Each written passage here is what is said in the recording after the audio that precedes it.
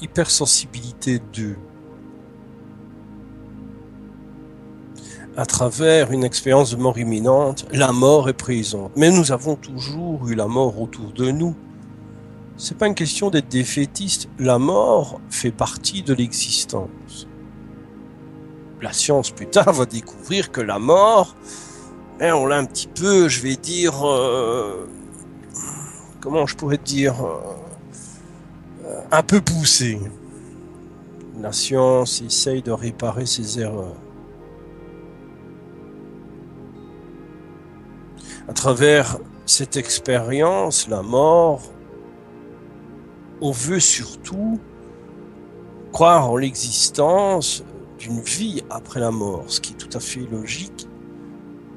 Pas dans un aspect au départ scientifique, c'est plutôt, à travers les siècles, un aspect religieux. Où là découle évidemment encore et toujours au XXIe siècle, en 2016, l'idée que l'esprit est errant, qu'il y a le fantôme, qu'il y a tout ce que vous voulez. Restons dans l'objectivité de la religion. La religion en elle-même prend en considération que dans les livres ou les événements qui se sont situés il y a 2000 ans et bien avant ça, l'homme pouvait survivre à la mort. Il est transfiguré.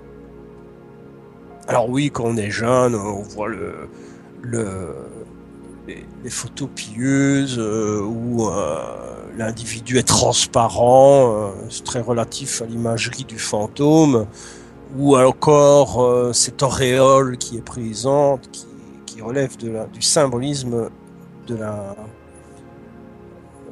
la connectivité de l'information par la lumière, mais ça on en parlera plus tard. Bon, maintenant il y a des dérives évidemment.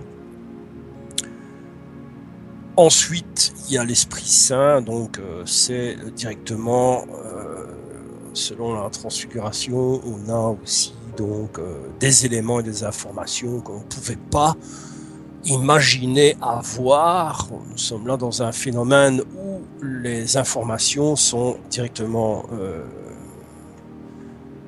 placées au niveau de l'individu choisi en fonction d'un tas de facteurs, c'est-à-dire sa manière de réfléchir, de percevoir, de ressentir, d'analyser, et aussi de l'imagination, car chaque être humain a besoin d'imagination, même que ses émotions, pour avancer, sinon ça ne va pas aller.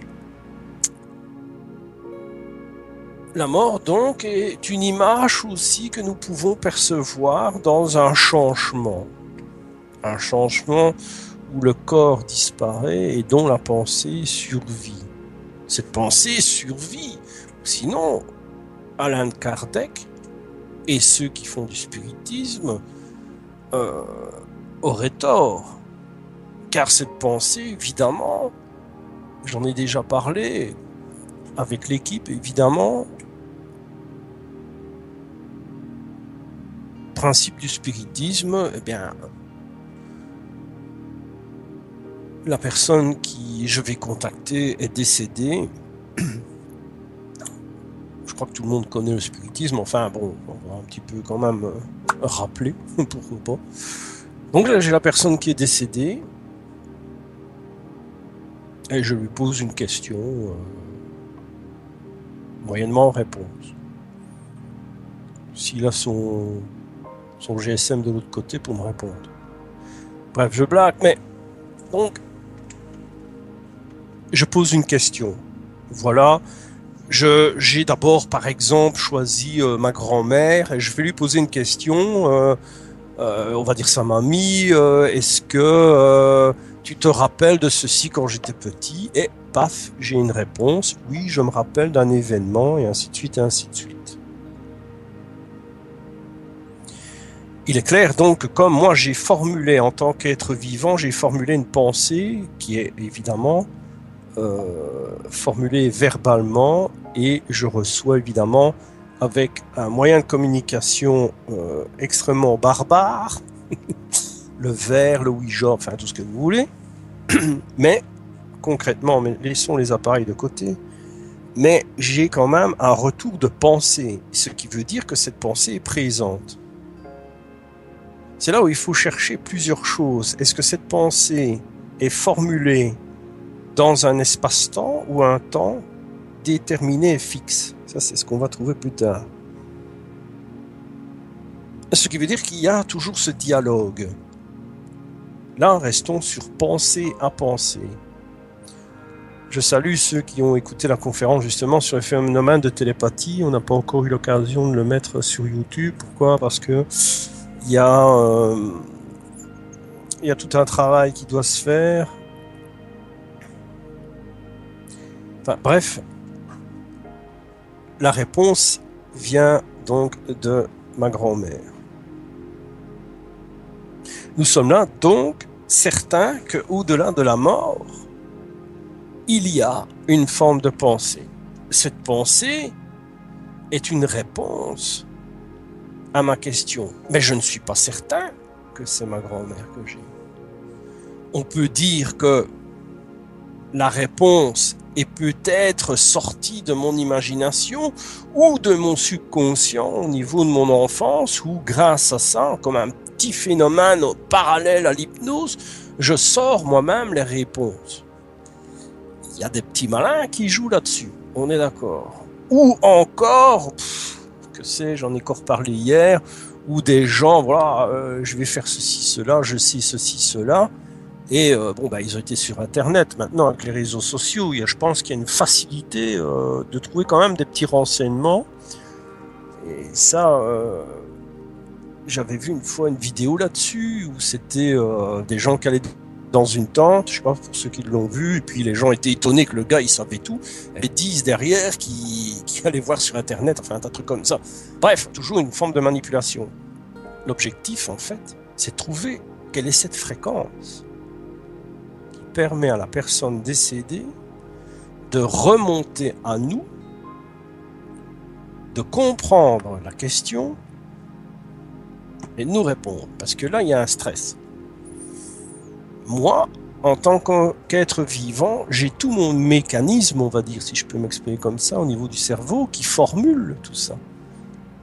Avec aussi toute une sensation, une émotion, voire même l'épiderme, voire même mon physique réagit à ma question. Il y a peut-être un peu de respiration parce que je dis, voilà, il y a tout un ensemble.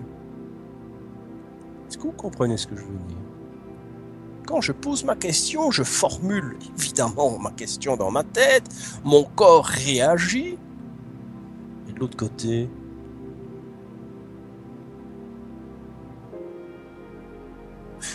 il n'y a pas de corps. Et on réagit tout aussi. Concrètement, la question est de savoir, est-ce que c'est bien ma grand-mère qui me répond, ou alors c'est quelqu'un de l'autre côté qui a accès à ces informations et qui se prépare à répondre à cette information en fonction de différentes choses, je ne sais pas moi, dans le même jargon que moi, parce que je suis d'un village, ou dans différentes intonations, si je peux dire, enfin, vous voyez ce que je veux dire. Ceux qui n'ont pas compris, un exemple, je ne sais pas moi, je sais pas moi. Si par exemple ma grand-mère m'appelait mon lapin, j'aime bien forcer sur l'accent, mon lapin, eh bien elle va commencer par cette réponse. J'ai pas dit la femme, hein, la grand-mère. La réponse va commencer, tu sais, mon lapin, là je vais t'attirer. Je dis, ah c'est elle. Et puis je donne l'information. Maintenant, si je n'arrive pas à trouver l'information, mais que j'ai trouvé un gars qui communique avec moi, je vais essayer de lui imposer une information. Je vais essayer de le déstabiliser. C'est-à-dire que là, je suis de l'autre côté, hein, cette fois. Donc, je suis soi-disant mort. Et je vais faire en sorte de lui donner peut-être, à un moment donné, une réponse ou deux qu'il attend, et puis à la troisième, je vais essayer de lui imposer des informations. Ces informations sont de diverses, je ne sais pas moi, il y en a tellement eu.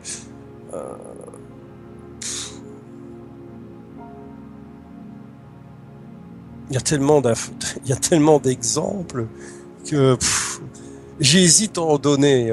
Pourquoi? Parce que ça donnerait la puce à l'oreille à pas mal de gens.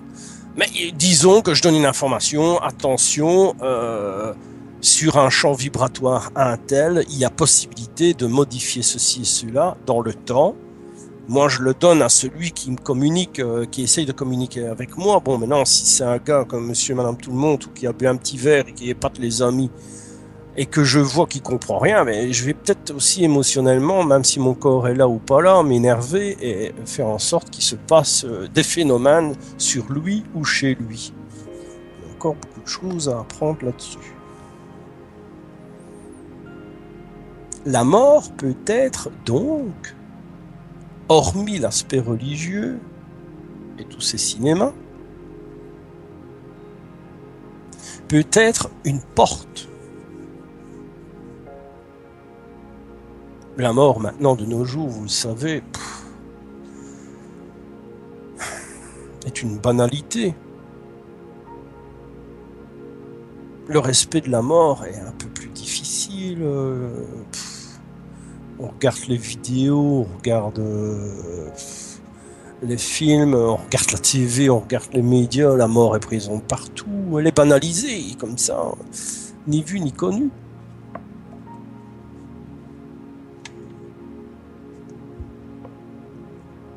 Le passage d'une pensée à une autre pensée a quelque chose d'important. Et pour ceux qui suivent l'équipe et moi, m'ont souvent posé pourquoi tu dis seule la pensée n'a pas besoin d'oxygène. Parce que c'est très simple. Mon corps, j'ai l'impression que je vais parler comme Van Damme. Mon corps a besoin d'oxygène pour vivre, hormis l'alimentation, on est d'accord, je vous entends d'ici, non? On respire, oxygène, formulation de pensée, avec émotion, avec acquis, réflexion, formuler la pensée et le dire verbalement. Sans faire d'actes et sans faire d'actes véritables. Donc c'est cette pensée qui interagit avec quelqu'un qui ne respire pas. Ça peut être d'un endroit A à un endroit B. D'où la dérive de certaines croyances qui disent, eh bien, tu dois réfléchir et agir. Pour les bouddhistes, ils comprendront ce que je veux dire par là, mais c'est une autre histoire. La pensée, donc, est produite à ce moment-là sans oxygène. Si cette pensée est comme les recherches actuelles, peut atteindre bien plus que la vitesse de la lumière, ça c'est encore une chose à démontrer par la science. Il faudra attendre encore, je pense, une grosse quinzaine d'années. grâce encore et toujours à la nouvelle intelligence artificielle, Modo. Bref. Et on va découvrir que la pensée est formulée à une vitesse sans tenir compte en réalité de l'aspect physique, ni des synapses et du reste. Tout le long de l'avancement religieux, pour déterminer un ensemble de pensées qui sont au-delà d'une fonction physique, nous l'avons appelé l'âme. Alors oui, j'ai encore rigolé de la semaine en voyant des trucs à la TV où il y avait un gars qui essayait de peser le poids de l'âme. Extrêmement marrant. Donc ce monsieur, en fait, c'était comique, j'en ai déjà entendu parler. Il mettait il pesait un type vivant et puis quand le bonhomme meurt, il le repèse tout de suite après. Il dit voilà, il y a autant. Ben, est-ce que vous avez déjà enfin, je vous le souhaite pas, hein, moi dans le cadre de mon métier ça m'arrive. Est-ce que vous avez déjà déplacé un cadavre pour aller le peser ou je ne vous dis pas ce qui perd quand je m'abstiendrai, mais si vous voyez ce que je veux dire, il y a encore des fonctions, même qu'il est mort, qui font leur travail, si vous comprenez ce que je veux dire. C'est un petit peu pour expliquer le vécu. Voilà, cette petite vidéo pour mettre quelques petites amuse-bouches pour les prochaines vidéos qui vont arriver, parce que je pense qu'il y en a pas mal qui vont arriver. Je vous rappelle aussi qu'il y aura beaucoup de conférences sur le web qui s'appellent The Human Theory. Ça, ce sont des sujets à part, vraiment à part, avec une équipe extraordinaire. Franchement, je suis étonné. C'est des gens merveilleux, merveilleux. Alors vous pourrez nous suivre, hein, on va pas changer une équipe qui gagne dans le sens que on sera régulièrement présent sur ces vidéos The Human Theory où on parlera un peu de tout et n'importe quoi, mais toujours avec des informations intéressantes. Vous les prenez ou vous les prenez pas, c'est pas un gros souci. Vous likez ou pas, c'est pas un souci du tout.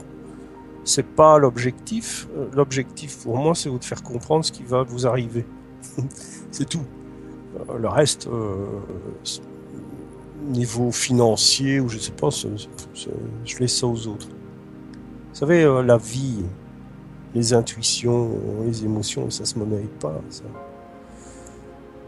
Quand on perd un être cher, on peut vous mettre des lingots sur la table. La personne est partie. Hein. Non, ici, les chroniques d'une expérience de mort imminente, ça fait très longtemps que j'y pense. Mais je ne sais pas comment faire. Heureusement, YouTube est là, pour le moment. Et je me suis dit, pourquoi pas. Il est clair que je resterai fidèle à moi-même, si vous me le permettez, évidemment. C'est que je parlerai sans préparation. Il n'y a jamais de document de prêt, il n'y a jamais de feuilles ou je sais pas moi. Naturel, quoi. Ce que nous perdons.